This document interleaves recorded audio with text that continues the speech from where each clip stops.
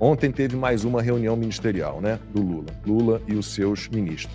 E lá pelas tantas, o Lula falando, o Sidônio Palmeira, que é o marqueteiro do Lula, é o secretário, né, é o ministro da Secretaria de Comunicação, que ficou no lugar do Paulo Pimenta, Sidônio Palmeira, ele gritou lá, Getulula, Getulula, a mistura de Getúlio Vargas com Lula. Então, os dois sempre tentaram se vender, tanto Getúlio quanto Lula, como pai dos pobres, né? Mas só alguém, assim, muito sem acesso à informação, desconhecedor da história, né? Para achar que o fascista Getúlio e o fascista Lula podem ser realmente pintados como pessoas boas, democratas, né? E pai dos pobres, ou sei lá o que eles quiserem inventar. E aí o que aconteceu? O discurso do Lula, provavelmente redigido pelo Sidônio, pela turma dele, foram embutidas nesse discurso frases do Getúlio, de 1950. Né? E eu vou aqui ler algumas delas. Cuidarei de atacar a exploração de forças internacionais. Eles, os grupos internacionais, me atacarão de frente. E vão as forças internacionais se unir com os descontentes aqui de dentro. São os eternos inimigos do povo que não querem ver a valorização do homem assalariado. Laudelino, todas frases de Getúlio Vargas, de 1950, né? Ele que foi ditador, depois voltou pelo voto, embutidas no discurso do Lula. Quer dizer, não é arriscado para o Sidônio colar a imagem do Lula à do Getúlio e de repente as pessoas resolverem se informar sobre Getúlio Vargas e... rapaz, pior que tem a ver mesmo, hein? Vou te falar, eu adoro o Sidônio, cara. O Sidônio é um cara que mora no meu coração. Sidônio, cara, continue em frente, você faz um trabalho sensacional. De destruição. É maravilhoso o trabalho, né? Todo mundo hoje tá aí tendo conexão com a história do Brasil, descobrindo que Vargas foi um cancro na história do Brasil, um câncer. Nós ainda vivemos a era Vargas, tá? Ainda hoje, você olhando historicamente, ainda vivemos a era Vargas. Os sinais aí da sua presença na política brasileira ainda são sentidos até hoje. O Vargas, ele surge ali nos anos 30, ele tentou concorrer à eleição presidencial, ficou em terceiro lugar, perdeu. O João Pessoa era o seu vice. O vice João Pessoa invadiu a casa de um jornalista, Kombi. O pessoal pensando que essas coisas são de hoje, né? Invadiu a casa do cara para fazer Fishing Expedition. E descobriu, porque o cara era um crítico do Vargas, né? Era um crítico de João Pessoa. E ele descobre umas cartas de uma namoradinha do jornalista. O jornalista ficou bravo com ele porque ele pegou as cartas e publicou no jornal local para desmoralizar o jornalista. Aquela coisa do argumento ad hominem, né? Eu não vou discutir o que ele está falando de mim, eu vou aqui ridicularizar ele e tal. O jornalista entra numa cafeteria e enche o João Pessoa de tiro. Mata o João Pessoa. E surge... Já tinha um movimento lá em João Pessoa para você mudar a bandeira por alguns motivos, mas eles aproveitaram esse movimento e mudaram a bandeira do Estado, aquela bandeira preto e vermelho escrito nego que João Pessoa morreu, né? O preto é o luto, o vermelho é o sangue de João Pessoa e o pessoal de João Pessoa tem que mudar essa bandeira urgente, não tem nada a ver com a história do local, tá? É de um amigo do Vargas, vice-presidente ali na campanha com ele, que morreu porque foi fazer Fishing Expedition na casa de um jornalista, tá? E Vargas se aproveita desse momento e dá um golpe, tira do poder 2 presidentes da República. Como assim 2 presidentes? Porque ele tira o Washington Luiz, que estava na presidência, final do governo, e o Júlio Prestes, que tinha sido eleito presidente. Sabe a eleição que o Vargas perdeu? Júlio Prestes foi eleito, era o presidente. Foi nos Estados Unidos, deu entrevista na revista Time, novo presidente do Brasil, Júlio Prestes, nada a ver com o comunista Prestes, é outro Prestes.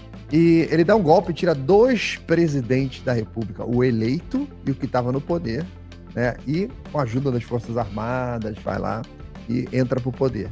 Eu tive a curiosidade aqui, quando você anunciou, eu falei, cara, deixa eu pegar, eu tinha um documento aqui com a lista dos crimes do Vargas, só pra gente encurtar, não adianta contar a história dele toda. Crimes do Vargas. Ele deu o golpe de 30, usurpação de poder contra 2 presidentes. Democrata, né? Sim. Dissolução da Constituição de 1891 e fechamento do Congresso. Sidônio, te amo, cara. Censura e perseguição à imprensa. O mensalão não deixa de ser um fechamento do Congresso. O mensalão é estagiário. Censura e perseguição à imprensa, criação do DIP, Departamento de Tortura, Perseguição, prisões arbitrais e tortura de opositores. criação da polícia política, o DOPS da época. Ele mandou o braço direito dele, um cara chamado Felinto Miller, para fazer um curso na Gestapo nazista, como lidar com opositores. E esse cara tem uma estátua dentro do Senado brasileiro. Senador Felinto Miller, nazista, de carteirinha, amigo de Vargas. Sidônia, cara, te amo, cara. Vamos lá. Fechamento de partidos, supressão de liberdade no Estado Novo entre 37 e 45, uso de trabalho forçado em obras públicas, alinhamento e apoio inicial a regimes totalitários, fascismo e o nazismo, tá? E exílio e perseguição de adversários políticos e corrupção desenfreada, favorecimento de aliados, e mandou matar o Lacerda, onde acontece o assassinato ali do Major Rubem Vaz da Aeronáutica, que vai culminar com o suicídio de Vargas, né?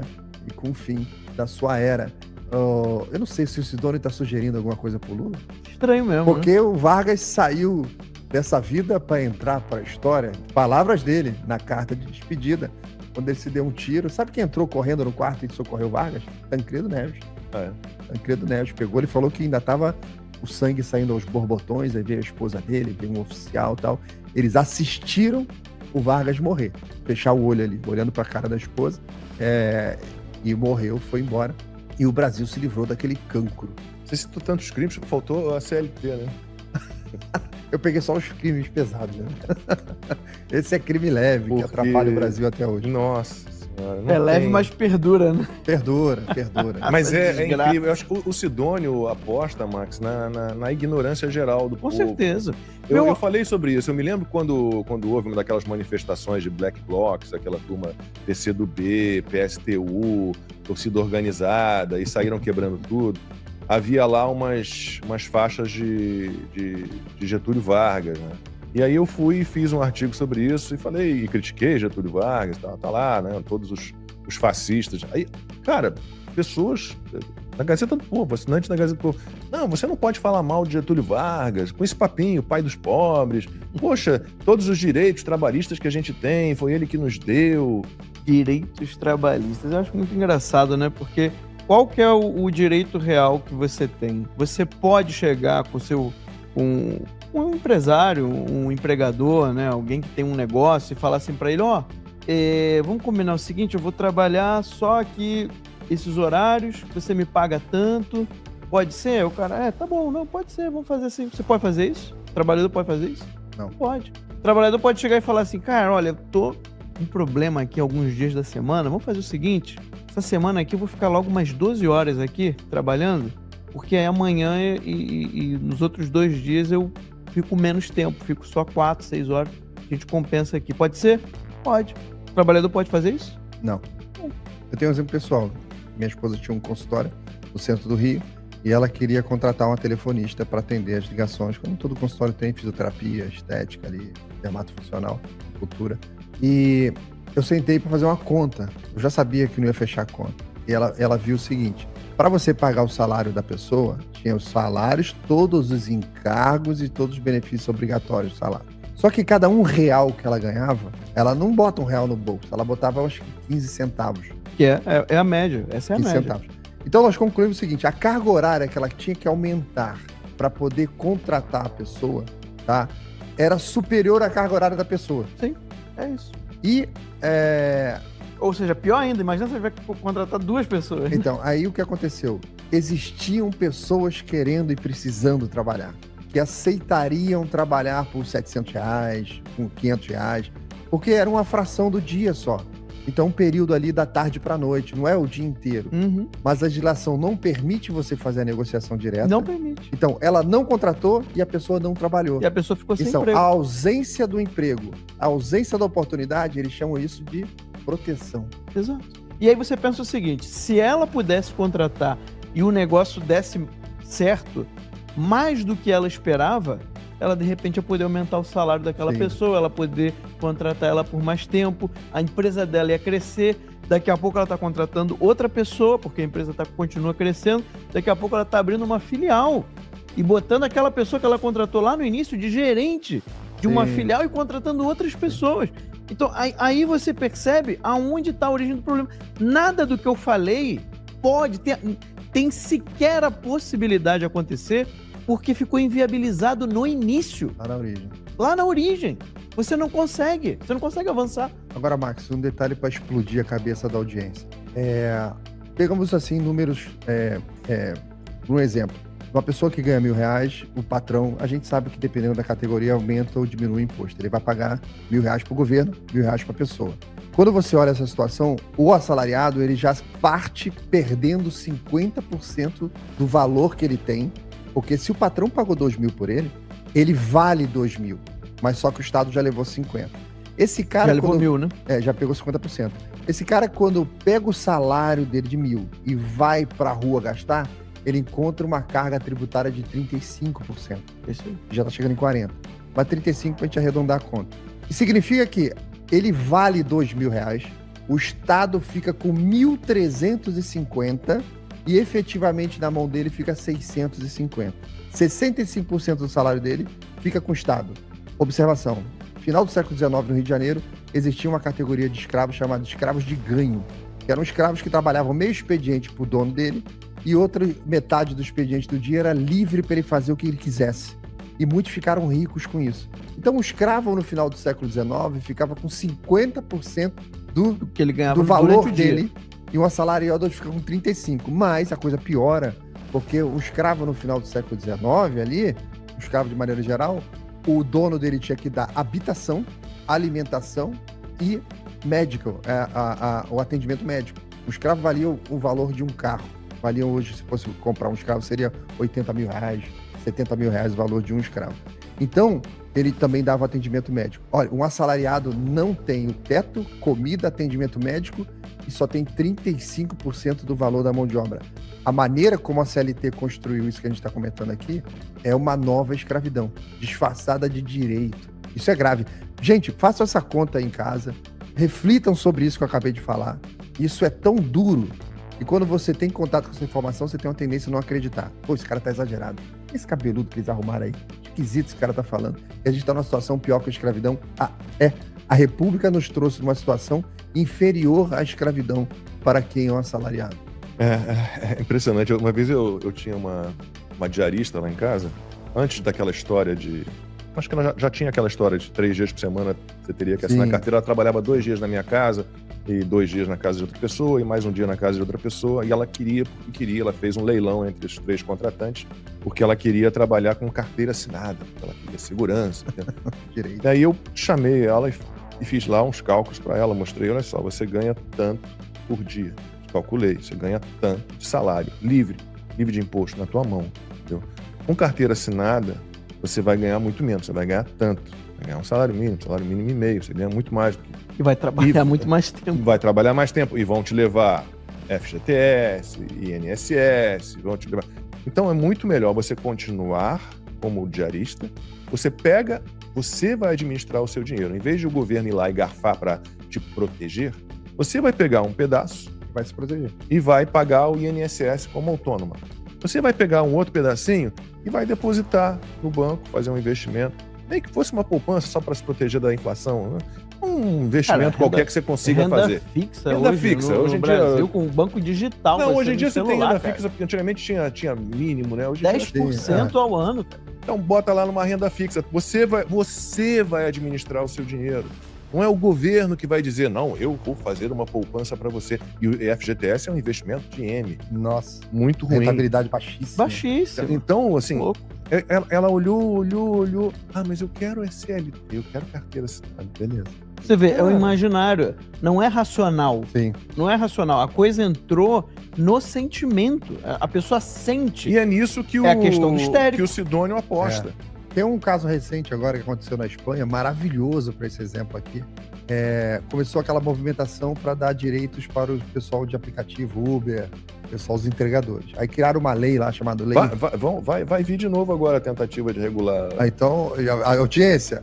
Os motoristas de aplicativo. Procure esse termo, Lei Rider. Igual a sandália Rider, Lei Rider. Que era o seguinte, proteção para os motoristas de aplicativo, proteção para todo mundo. Aí conversaram, tal, aquela discussão. A rapaziada ficou animadíssima, porque ia ter proteção para a mulherada, para todo mundo ter licença maternidade, só podia trabalhar a determinada hora, a corrida não poderia ter valor menor do que não sei o quê. Criaram aquele pacotão todo ali. Aí o que aconteceu? Foi aprovado e implementaram. Um motorista de aplicativo ali na Europa ganha em cerca de 2.000 euros por mês. Tá? Quando chegou o primeiro mês depois da lei, o cara olhou na conta dele, caiu 1.000 euros. Caiu metade. A outra metade ficou toda com o governo, nos benefícios, nas proteções. Aí começou uma correria dos motoristas de aplicativo para procurar outras plataformas que não tivessem a proteção. Aí, Lei Rider. Lei Rider. Outras plataformas que não tivessem a proteção. E eles pegavam plataforma de outros países que funcionavam ali para começar a fugir da proteção, porque com a proteção eles só recebiam metade do salário. Aí os restaurantes começaram a cancelar o serviço de entrega pelos aplicativos, porque ficou muito mais caro. E por ser mais caro, os pedidos caíram. Sim. Teve restaurante que contratou motoqueiro próprio, falou, não consigo mais usar a plataforma, porque tá altíssimo o valor, cheio de regra, eu tenho que controlar um monte de coisa. Bagunçaram todo o ambiente de entrega e a solução foi escapar. Aí, o pessoal foi Rafael Sanzio, que mora na Espanha, dizendo que na cidade dele é tudo por WhatsApp. Agradecer o Rafael Sanzio, né? Voluntariamente. Mais uma vez, Rafa tá aqui com a gente, né? Ajudando. Pra confirmar. Demais. Obrigado. É Córdoba, não conhece, né? Córdoba. Madureira. Córdoba é tipo Madureira? Não. Lá não tem Madureira, né? É zoeira. Eita, sede do é Califado. pior que Madureira. Cara, então. mas eu é fui lá, né? eu fui lá nessa. Porque acontece? Foi uma igreja que virou mesquita quando foi invadida. Depois na Reconquista, quando os cristãos reconquistaram, a mesquita virou igreja de novo. Isso. Só que quando virou igreja de novo, eles mantiveram boa parte da arquitetura da mesquita. E aí você tem uma união entre a arquitetura cristã e islâmica que casou, ficou harmônico o negócio, sabe? Ficou bonito, é um negócio muito diferente. 800 vale a pena anos, né, conhecer, cara. Vale a pena conhecer. O Rafael Santos está dizendo aqui que eles iam derrubar e os frades é que não deixaram derrubar e aproveitaram a história tem os detalhes desse a arquitetura. E aí virou uma coisa que não existe em lugar nenhum outro lugar do mundo. Que tipo de arquitetura é aquela? É cristã e muçulmana, né? Não tem lugar nenhum. Então é muito interessante. É o Crislan. Cristo, né? Olha só, vou ler algumas mensagens no chat aqui, ó. Parceiro Renato Nobre Reis, na minha cidade natal, Vargas é quase um deus. Talvez ele seja do Rio Grande do Sul. A minha sogra, por exemplo, que é de Roca Salles, no Rio Grande do Sul, ela era louca pelo Vargas. Meu avô, cara. Era maluco pelo Vargas. Adorava o Vargas, falava que ele foi o melhor presidente que o Brasil já teve, falava. Ó, Graça São Paulo, meu marido brigou comigo quando eu falei os crimes do Getúlio. E eu acreditei nisso por muito tempo. Eu só fui entender depois que eu saí do colégio, cara. Eu comecei a estudar a coisa por minha conta. Rosângela Milioli, gente, eu tô chocada. Eu li a carta de Getúlio uma vez e achei linda. Isso. E não me aprofundei. E agora descobri que ele era do mal. César Ricardo, e se dependesse de Getúlio Vargas, teríamos lutado ao lado do Bigodinho na Segunda Guerra. Sim, exatamente. Ele estava ali, do lado do Mussolini e do Hitler. Detalhe interessante, Lacombe, inclusive a audiência pode ajudar nessa busca. Vários testemunhos da época escutaram o pronunciamento do rádio do Vargas comemorando a invasão dos nazistas na França. Quando eles tomaram Paris, teve transmissão do Vargas no rádio. Pegou mal e ele mandou a galera do DIP rodar as rádios e pegaram onde tinha gravação. Isso sumiu, mas tem testemunhas que ouviram isso. E esse aqui, eu não sei nem se... é o Walter Luiz que está dizendo, tá? Lula, siga o exemplo do Getúlio. Não tem nada com isso. Isso tem na história. Tô lendo o superchat, E tem um livro, o Alan sabe o nome, que conta sobre a história do Vargas, conta sobre algumas outras histórias também da Argentina, né? E mostra que tinha coisa de um guru, que parece que o mesmo guru do Vargas era o mesmo guru lá da Argentina, e o cara era um satanista. Esse guru era um satanista brabo. Mr. Crowley, esse é o nome agora. O Mr. Crowley. E é impressionante, né, que você tenha, por exemplo, uma fundação Getúlio Vargas. O nome é estranho. Você tem a Avenida Getúlio Vargas para tudo que é lado. Você tem uma cidade chamada Getúlio Vargas. Você tem homenagens a Getúlio Vargas pelo Brasil inteiro. Né? É mais ou menos como... Estava vendo hoje que o Eduardo Suplicy foi internado, né? Ele foi transferido para o Niterói DOR, da Rede DOR, em Niterói. Ele estava em Maricá, passou mal, teve uma arritmia cardíaca e foi atendido no hospital Che Guevara. Che Guevara, em Maricá. Maricuba, o apelido. Maricuba. É. Hospital Che Guevara. E aí ele foi... Ele falou, aqui eu não vou ficar, não. Aqui Não, ele gostou, né? Ele é dos dele. Na real, quando esses caras querem entender, ele sai fora. É dos dele. Ele vai Agora atrás do hospital israelita, agora vai ele pro tá Einstein. Agora ele tá no Niterói, lá de Acabou o Rede Dó. antissemitismo dele, vai pro hospital judeu. Bom, eu tô agora tentando administrar o tempo, gente, porque hoje a gente tem realmente E compromisso, lembrar não das podemos- assinaturas, não tem quantos Sim, membros fundadores. só o Marcos e a Ieda. por enquanto. Só? Só. Pô, eu sou Então- pé frio de novo. Pô, eu criei uma Kizumba ontem com o livro, olha o trabalho que deu pra vocês, a gente conseguiu atingir. Gente, eu não sou pé frio, cara. Todo dia que o pessoal atinge as metas, né? Por que não hoje, né? Então, por favor, Porque ajudem-nos. não? A gente já tá triste aqui que a gente não vai comer os salgadinhos lá da festa da Ludmilla, né? Que Nem os docinhos. né? Nem os docinhos. Preferimos aqui trabalhar. Eu tô sequestrado aqui, tô no cativeiro. Mas o pessoal preferiu trabalhar do que ir lá no casamento e tal. Coitado Então, lá dele. por favor.